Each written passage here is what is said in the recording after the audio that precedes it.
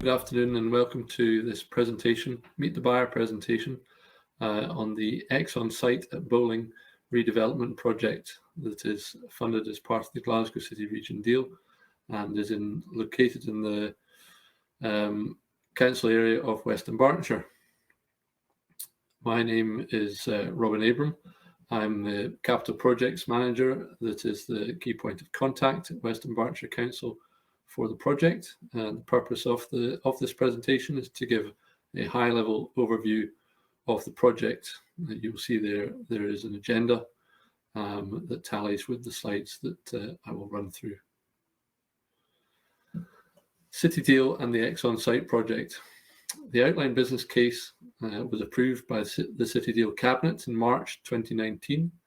The final business case is scheduled for presentation to the City Deal Cabinet in November 2021.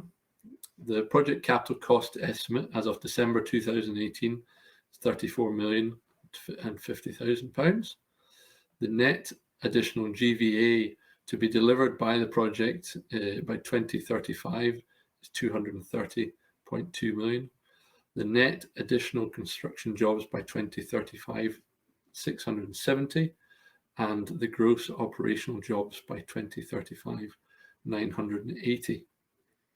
To give you an understanding of the context, here's an old photo of the site during its operation. As mentioned, it's a former fuel depot used by Exxon Mobil for fueling of ships that were travelling into and out of Glasgow on the River Clyde. You see there in the photo the river on the right-hand side, the A82 running from the top to the bottom of the photo towards the left-hand side, and the site running ahead of us here down the middle of the photo. You can see there the site sits on either side of a basin, which was used for taking ships off the main part of the river. Being a former fuel depot, the site is currently heavily contaminated, which, as part of the legal agreement between West Dunbartonshire Council and Exxon Mobil, will be remediated prior to West Dunbartonshire Council City Deal construction work starting.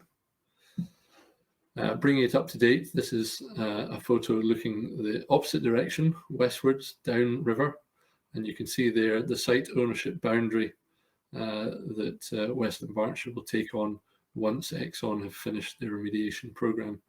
Again, you see there in the middle of the photo the basin with the site stretching out either side. The A82 located just to the right-hand side of the site, running towards the back of the site along with an active railway line.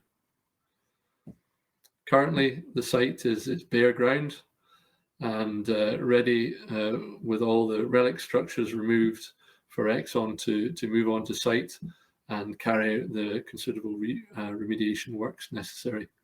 Those works are anticipated to take 2 years from today, and so will be due for completion. Exxon's remediation work, that is, due for completion by Q1 2023. The project master plan, as it stands at the moment, is due to deliver 44,550 metres squared of commercial industrial floor space. It will link at both ends the A82 and the A814 and provide an important relief road should the A82 be blocked for any reason. And to facilitate that, it is necessary to build a railway underpass to the western end of the site and a railway overbridge to the eastern end of the site. Important considerations are flood risk mitigation, drainage, transport and utilities infrastructure, and of course, as part of the master plan, there is landscaping, green space and public realm that fronts the River Clyde. As I mentioned, there are other considerations that need to be taken into account. Being a riverfront site, there's considerable natural environment with an RSPB nature reserve, bird sanctuary located downriver to the west of the site. And as part of the site, there's the Dunglass Castle and Henry Bell Obelisk, both of which are listed structures and will come under the ownership of West Dunbartonshire Council upon transferring from Exxon's ownership. The final proposal for this listed structure is yet to be defined. The PPP Parameters Plan, shown here, gives an idea as to how the site will be zoned once construction work is complete. I'll run through these for everyone's benefit. A, located to the right-hand side and shaded in green, is office and industrial. B, Centrefield, located a little to the left there, red, and that's for business use. C, storage and distribution in the center of the site there, shaded purple. D, landscaping.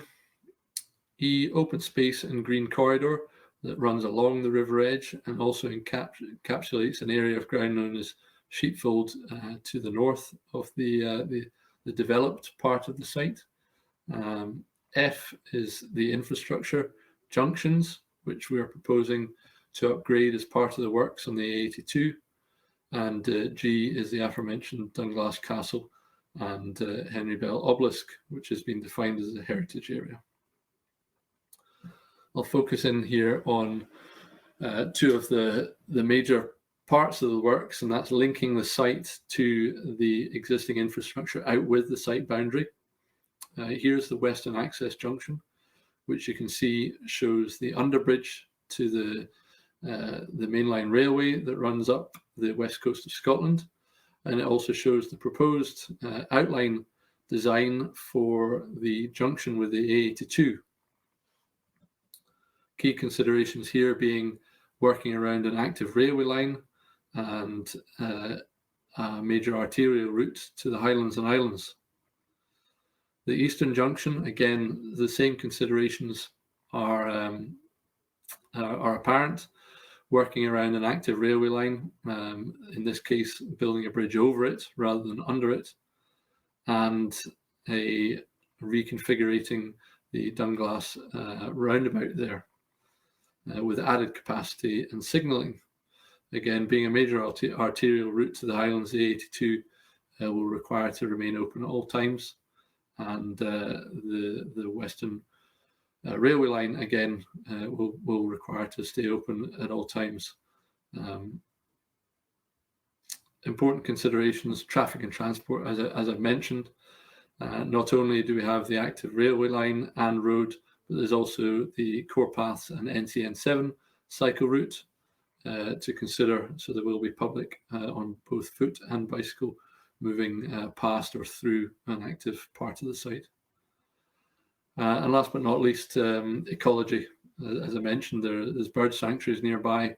There is the River Clyde, and there's also a lot of natural habitat as part of the site and running around the site to take into consideration.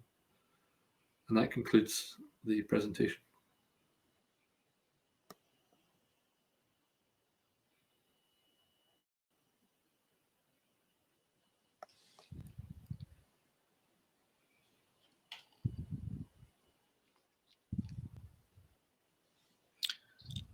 Good afternoon, everyone.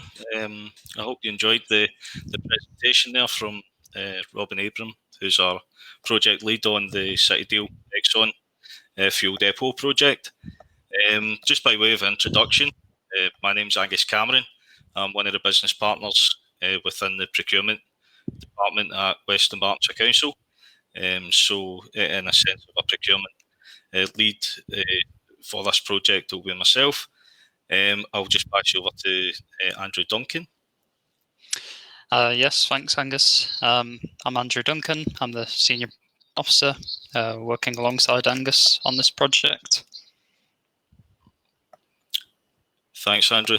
Just to make you aware, just in true tradition of using electrical devices and technology, we are having a few issues today. We can't currently see Robin Abram, but I believe he is on the call. Robin, I don't know if you can confirm or not if you're here, just by way of introducing yourself. Yeah. Okay. So we are, as I say, we had issues in the preview room that we were in, so we are having difficulties at the moment, and also Michael McGuinness is unable to attend. I know he was named within the speakers section, so it'll be myself and Andrew to answer any questions that you may have. So go easy on us. we'll try our best to respond in the best means we can. And yes, we're here to welcome any questions that you may have on the project. We're happy to take these questions now. If I can just jump in there, Angus. Sure. In no particular order for these questions, there is one that is asking about the appointment of a remediation contractor to do remediation works on the site. And I believe Robin's answered that in the chat that presenters can see, to say that Exxon appointed their own remediation contractor for their own works. So there would be no requirement from the council for those appointed works. Yeah, thanks, Andrew. We've also got when do you envisage having an appointed contractor in place? So just to answer that, it's proposed that West Dunbartonshire Council will appoint a principal contractor within the next 6 months. We did issue a prior information notice via Public Contracts Scotland. That was a market research. So we've done our market research. We've done an options appraisal. The prior information notice is still live at the moment. So, we can still accept submissions, obviously dating back to when it was issued in April 19. Obviously the course of the pandemic's hit. So that has delayed us slightly in progressing this. But certainly that is our intention, to have a principal contractor appointed within the next 6 months. As I say, that market research questionnaire is live at the moment, so we are still accepting responses to that, or submissions to that, to allow us to assist us with our market research and options appraisal for this.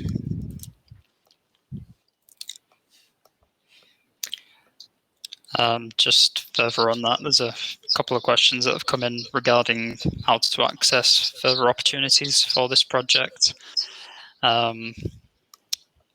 So yeah, following that appointment of a main contractor in a few months' time, we would then be looking to work with that contractor to mostly kind of tender the individual work packages, and that will be a combination of their own supply chain, but also obviously from a local standpoint, we want to increase our local opportunities, SME opportunities.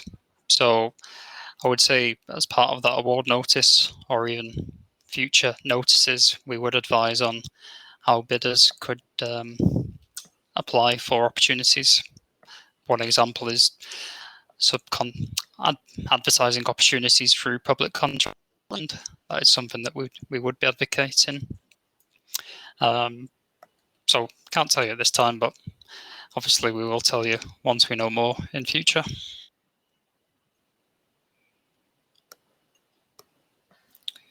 Yeah, I've also got a question just received there. Are you expecting to go to PQQ, pre-qualification questionnaire tender, soon then for construction? So just in terms of the information that we've had through, our analysis has been completed at the moment. Following on from that, we will complete a contract strategy, and that will determine our route to market. So that hasn't been decided as yet.